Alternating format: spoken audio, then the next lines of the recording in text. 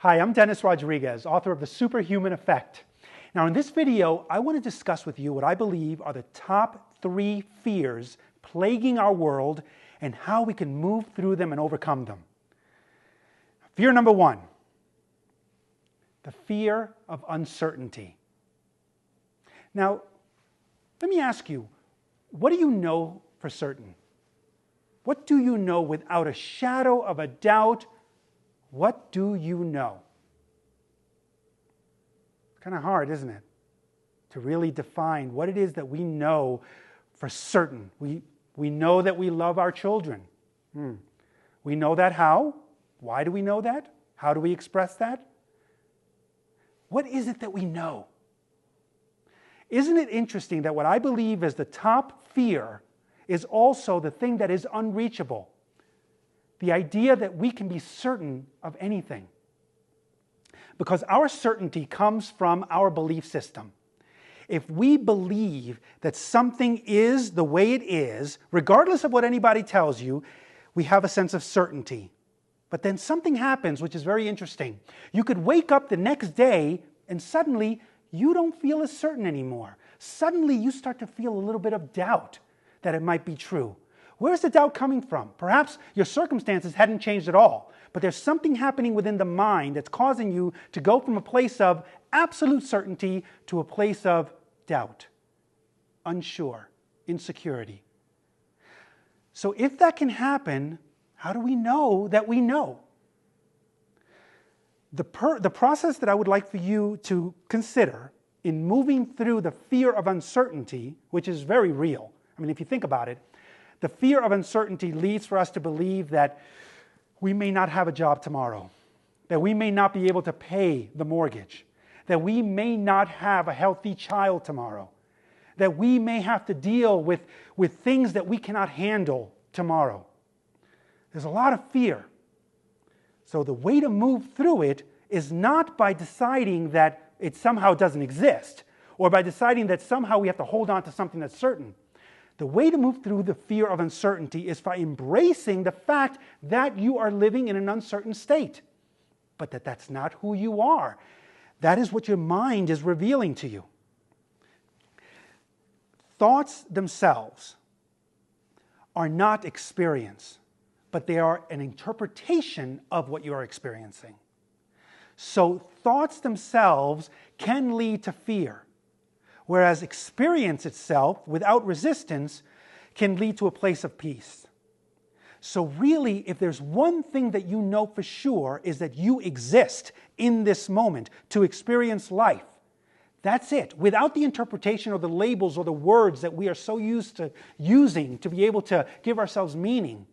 Without any of that. But just recognizing the value of who you are in this moment. Again, the fear of uncertainty comes from the past and it comes from the future. It does not exist in the present. The experience of who you are is the only thing that is certain. The knowledge that you are created in the image of God. Now, anything other than that is left up to the mind and the ego to wrestle with and to try to figure out whether or not it's true or not true. So more often than not, you'll ask yourself, is what I believe true? Or is it not? And you'll find that most of the things that you believe, you can't know for certain are true. So why try? Why not embrace the fact that there's uncertainty in life? All we know for sure is the present moment right now. Not what we experienced yesterday. Yesterday is just a memory. And the memory, as you know, can change. Your memory of yesterday will be different a month from now than it is today. What we know is possible tomorrow is also something we don't know for sure. But what you do know is how you feel right now in the present moment. What is your experience of life in this moment? That is certain. There's nothing else. So as you begin to just become aware of the experience of the now, of the present moment, without being caught up with the idea of who you were or who you will become, more about who you are right now, that is your doorway, your portal to move through the fears of uncertainty. Because we don't know what tomorrow is going to bring. So why try? Why try to somehow control what's going to happen tomorrow when we know we can't. You can't even control what thought you're going to have next, much less control whether or not you're going to have a job tomorrow, whether or not your kids are going to be healthy, whether or not you're going to have a husband, whether or not you're going to have anything in your life that you hold on to so dearly. Holding on to your dear experiences is only treasured in the present moment. It's only in what it makes you feel like right now that you can find joy and peace. It's not in the vision of what's going to happen tomorrow. But how does it feel right now? So that's what I'd like for you to focus on. In its simplest terms, the way to move through fears of uncertainty is to embrace the present awareness of what is happening right now. To embrace it. It is what it is. It is what is real. There's nothing else.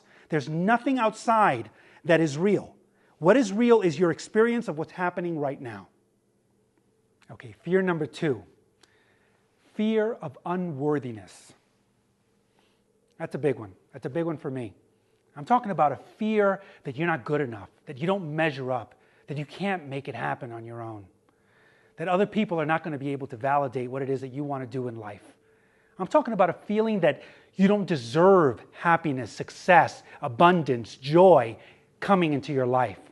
That what you have is all you should ever ask for, because at least you know what you got. I'm talking about that kind of fear. The fear that we're not worthy to have a life full of love coming in all the time. Now think about it. Have you ever had that fear? That fear that you're just not going to be able to cut it in life. And how do you move through that fear when it comes your way? That's what I want to work with you on. How to move through the fear of unworthiness. You know, when I decided to become an author, the fear of unworthiness was so strong, it was close to being debilitating. Because I felt, who do I think I am? Who do I think I am being an author? How am I going to possibly get my words out? Much less sell my words, share them with everyone else, do all the things that are necessary to be able to be successful. All of the marketing, the impressing others, sharing the words and getting feedback and criticism and being able to act on it. It was just unending. Do I feel as if this is my calling? Do I have value that's intrinsic, or is my value based on what other people say about my work? That's it, right there. I want you to explore what I just said. Is your value based on what others say about you, or is your value intrinsic to who you are just because you exist?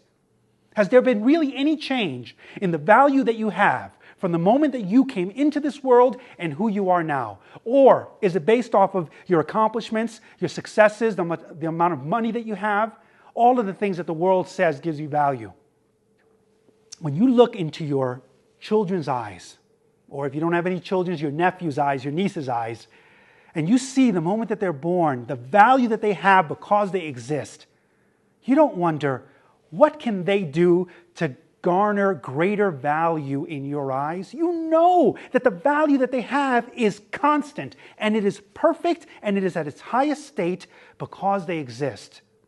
So if you're able to see that with those that you love, why can't you see that with yourself? Why is it that we believe that our value is determined by the validation that we get from others?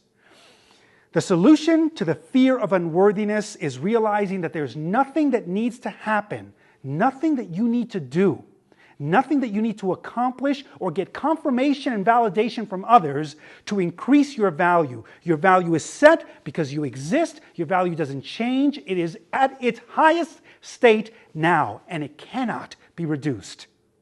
So connect with that, and you'll connect with dissolving the fear of unworthiness. Okay, number 3, the fear of judgment. And I'm talking about judgment that you have about yourself, judgment that you have of others, judgment that you believe that the higher power has of you. It's the fear, the core fear that our acts, our feelings, our beliefs are not okay. That is the greatest fear plaguing our world. And the way to move through that fear is actually very simple, but it's extremely profound, and it could be a spiritual practice in and of itself. The way to move through the fear of judgment is being able to just become aware that how you are thinking, feeling, doing is actually perfect. There was no mistake. The mistake is in the label that we put to the feeling as right or wrong. If we have a feeling of guilt, we think this can't be good. If we have a feeling of grief, we think, is there any way that I can just get rid of this? Instead of just being able to recognize that what you feel in this moment is what is real.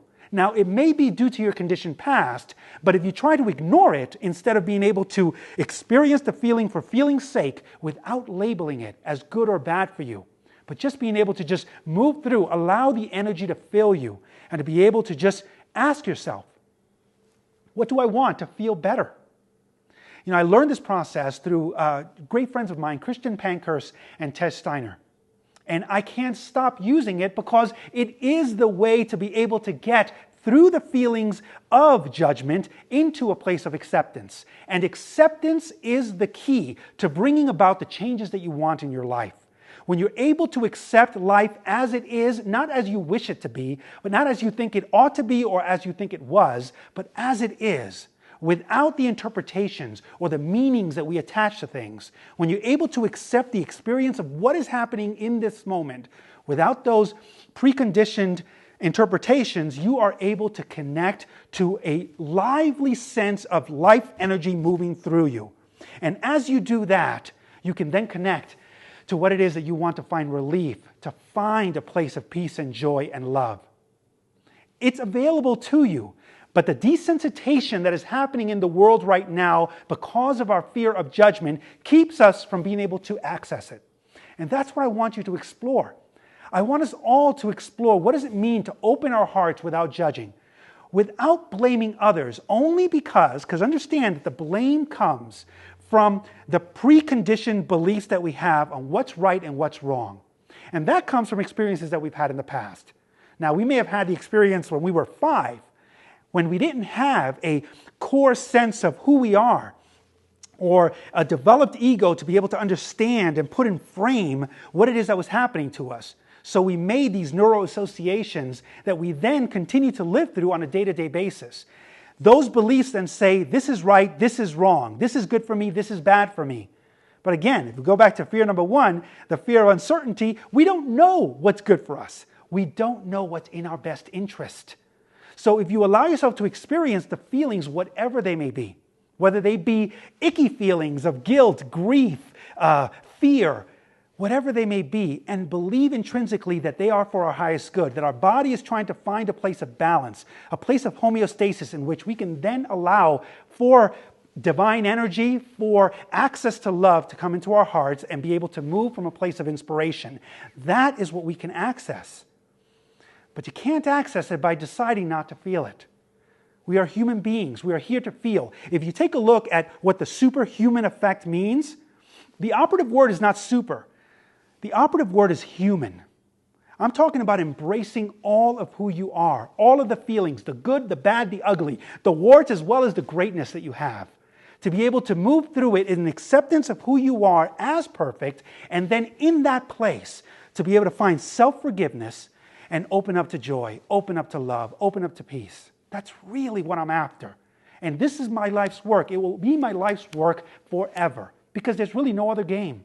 There's no other game to play but the game of awakening to who we are. And who we are is pure love. The mind and the judgments that we have about that being true will play and run their course. But ultimately, you'll always go back that who you are is pure love. If God is love and you are made in the image of God, then you are pure love. You accept that, and you'll be able to move through life no matter what circumstances and find the peace that surpasses understanding. It's not about the rational mind. It's about opening up to your intuition, your inspiration, the right brain, the feelings of creativity and joy and peace. That's what I want to share with you. I want to thank you for spending this time with me. I look forward to sharing more and connecting more with you. Drop me a line. Make sure and comment on this video if you enjoyed it. If you have any questions, let me know as well. Purchase the Superhuman Effect. I look forward to working with you. This is a long-term journey because we're in it for the long haul. This isn't about one day. This isn't just about one moment. This is about making one moment joy for the rest of your life. Thank you very much. Bye now.